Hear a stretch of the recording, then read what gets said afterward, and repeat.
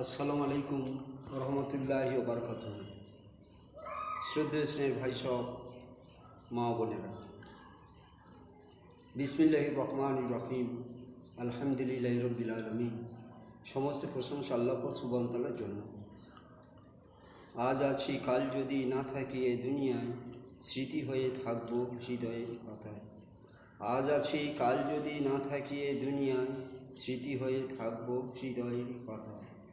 বাগানের কত ফুল ফোটে ঝরে যায়, সব ফুল সকলেরই প্রিয় নাহি হয়। আজকের যে ভিডিওটা বানানো হচ্ছে সেটার বিষয়বস্তু হলেই যে ওমর রাদিয়াল্লাহু তাআলা আনহু তার শৈশবে এত বকা ছিলেন, কিন্তু শেষে কনভার্টেড হয়ে কলমার দাওয়াত দিয়ে এমন দামি হয়ে গেলেন যে সারা পৃথিবীর 1/3 বাদশাহ হয়ে গিয়েছিলেন। তার প্রাথমিক জীবনের পরিচয় হলো এই, তার বাবা তাকে যখন উট চড়াতে পাঠাতেন, তখন উট চড়ে আনার সময় 12টা নিয়ে গেলে 12টাই আনতেন, কিন্তু বিভিন্ন কাফেলার উট গুলিয়ে আনতেন।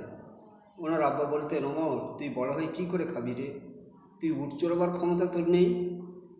কিন্তু সেই ওমর কোথায় গেল? আজ সারা পৃথিবীর ইতিহাসে তার নাম স্বর্ণাক্ষরে লেখা আছে, Omar the great of the history in the world.